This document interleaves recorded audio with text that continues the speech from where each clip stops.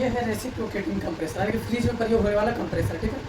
तो फ्रिज में प्रयोग होने वाले कंप्रेसर के बारे में जानेंगे। इसमें देखिए बहुत सारा भाग है। सबसे पहले तो ये एक मॉडल है, समझिए तो उसका, ठीक है। इसकी एक मॉडल कंप्रेसर के बारे में बक्सा कंप्रेसर के समय भी बताए थे कि इसमें टोटल 3 लाइन है।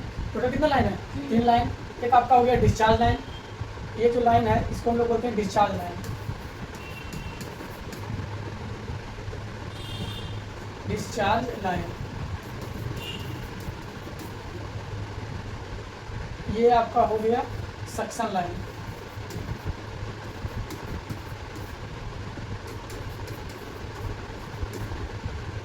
ये भी आपका हो गया सक्शन लाइन।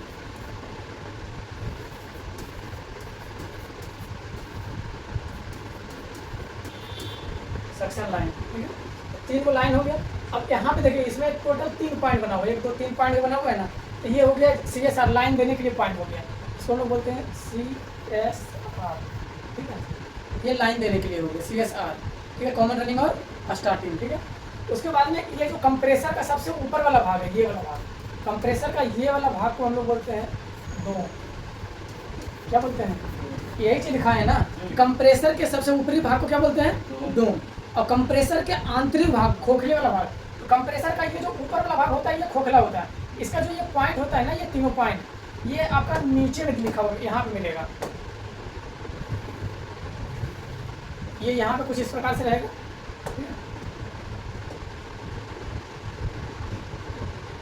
और ये वाला भाग खोखला होता है।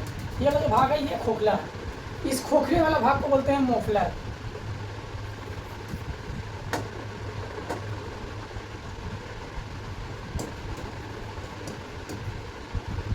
इस खोखले वाला भाग को क्या बोलते हैं? मोफलर, ठीक है। यानी कंप्रेसर के आंतरिक खोखले भाग को क्या बोलेंगे? मोफलर, ठीक है। अब कंप्रेसर के नीचे पंजा में, जैसे ये पंजा हो गया जिस पे कंप्रेसर रखाया हुआ है, उसको हम लोग पंजा बोलते हैं, ठीक है। तो जिस पे वो रखाया हुआ उसमें भी एक रबड़ लगा होता है, काला काला रबड़, उस रबड़ को बोलते हैं ग्रोमेट रबड़। ये जो रबड़ हो गया, इस रबड़ को बोलते हैं ग्रोमेट रबड़।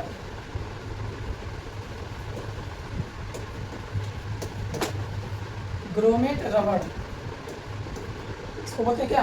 ग्रोमेट रबड़, ठीक है। ये सारी चीज़ें को लिख लीजिए बारीकी से।